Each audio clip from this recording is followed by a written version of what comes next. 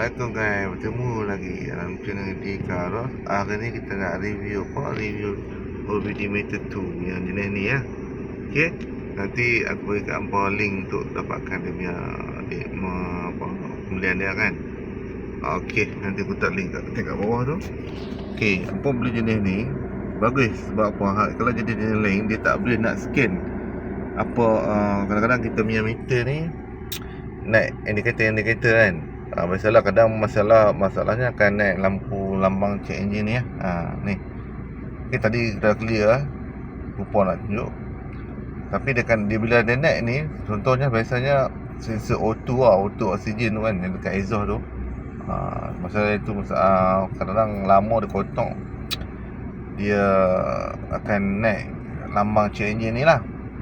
Jadi ataupun masalah lain. So apa yang kita perlu buat, kita boleh scan melalui sini. Tak perlu hantar kedai, kita dah jimat dah kat sini. Guys, okey, nampak. Okey, kita kembali balik. Okey, dia ada banyak tau. Okey, masuk lambang, maksudnya bagi setting. Kita bagi lambang check engine. Okey, tekan. Kita ke scan.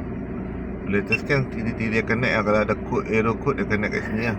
P444 and dia balik. Itu kita clean. Kita boleh clean kat sini. Dia clean automatic, dia akan naik lambang dekat meter ni lah. Ok, right, OBD tu ni apa boleh cari. Dia punya design tak mahal, 1 lebih lah kan.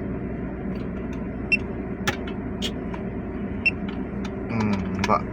Kita kau pakai jenis ni. Dia ada banyak design tau. Nampak? Ada ni model, dia macam ni model. Banyak design dia. Kita design dah, boleh. Alright guys, apa-apa jangan lupa subscribe. Nanti aku letak link description dia. Pasal senang, masuk sini, masuk ke bawah ni, OBD tu. Okay. Alright, dia tak susah lah nak pasang PMP je. So yang paling penting kita boleh tahu apa masalah yang indikator naik kat kereta kita ni. Kita boleh clean untuk temporary lah. Tu kita boleh takut apa kod macam tu. Dia akan beritahu lah kod oksigen, motivation, ataupun dia punya Audi meter untuk gearbox tu kan, ATF kan. So dia akan bagi takut berapa. So kalau kita pergi kedai, kita control berita tu buka sensor berikan lah.